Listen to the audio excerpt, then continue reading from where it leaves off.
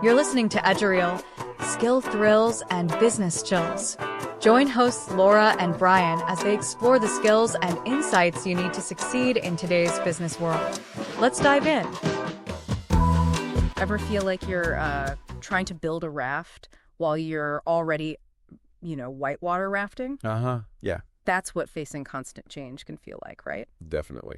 But what if instead of just surviving it, we could actually get better at navigating those rapids?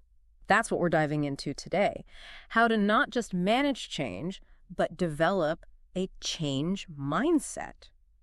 We're using your notes and some really insightful excerpts, by the way, from futurist April Rinn, who's got some fascinating ideas about how to ride these waves of change instead of getting, wiped out. You ready to unlock your inner change master? Let's do it. I'm ready. Okay, so we've all heard of change management, right? Yeah. It's like the corporate playbook for when things get shaken up. Right. But Rinn's article, it's like she took that playbook and just tossed it right out the window. I love that analogy. And it's so true. The article really challenges this whole idea that we can control change by mapping it out on a spreadsheet.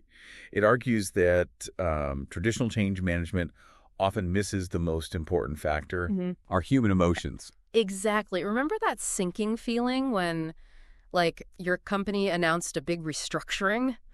Or when they brought in a whole new system for tracking sales? Was it the plan itself that stressed you out? Or was it the uncertainty of what it meant for you?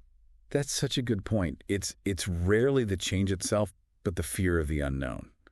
That's what really gets to us, I think. Yeah. And that's where this idea of a change mindset comes in, right? Instead of trying to control the uncontrollable, what if we focused on building the mental resilience to just adapt to whatever comes our way? This change mindset thing is really resonating with me, but how do we actually do it? How do we train our brains to be more adaptable, to embrace the unknown instead of just fearing it? Well, one of the most powerful tools Ren talks about is it's called scenario planning.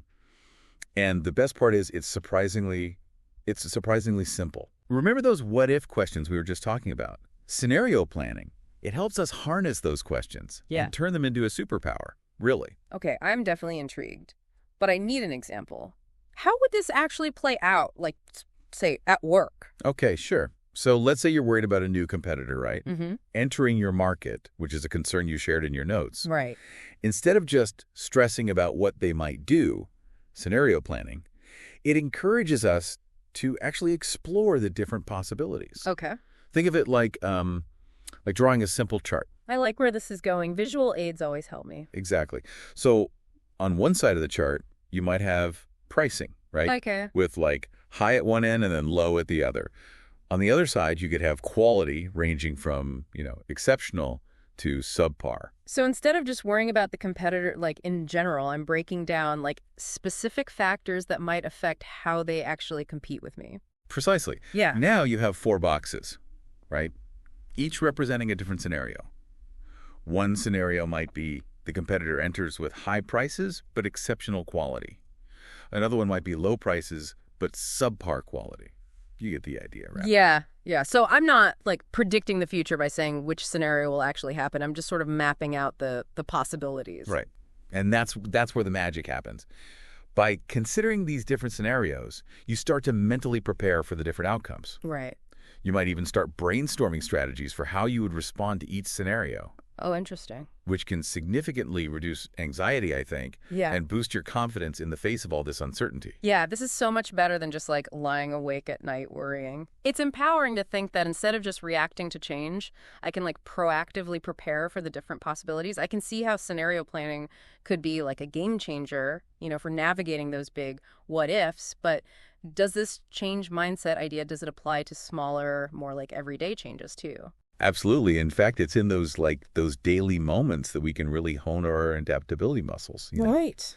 Reen, she talks about how important it is to just regularly check in with ourselves and ask, how am I approaching this particular change? That's interesting. So it's less about the scale of the change and more about the mindset that we kind of bring to it. Exactly. Let's say you're facing a frustrating delay on a project, right? Instead of immediately going into panic mode, you pause and ask yourself, okay, what assumptions am I making about this situation? What are some other possibilities here? Yeah. You might discover that you have more control than you initially thought, or at least more options. Yeah, it's like taking that extra beat to reframe the situation before we just like jump to conclusions, you know? I can see how that would be helpful in those high pressure moments for sure. What about when those changes involve other people, like our teams? Oh yeah, that's where the real power of a change mindset kicks in, I think. Rhian Taylor, she suggests bringing your team into the process, like early on. Okay. Encourage open conversations about the changes, the anxieties they might be facing, all of that. You'd be amazed what happens when you shift from, that here's the plan, now go execute, to like, here's what's changing, let's figure this out, together. Yeah, it's like we talked about earlier, shifting from change management to change mindset. It's about embracing those what if questions, but not in a fear-based way, right? Yeah. It's about harnessing those questions to unlock creativity, adaptability, as individuals and as a team. Yeah, you got it. And the more you practice this approach, the more like naturally it will come. Right. Remember, you don't have to completely overhaul your company culture overnight. Right. Start small, experiment, see what works for you, see what works for your team. So to wrap this all up for our listeners today, it seems like the key takeaway is that change is inevitable, but how we respond to it, well, that's a choice.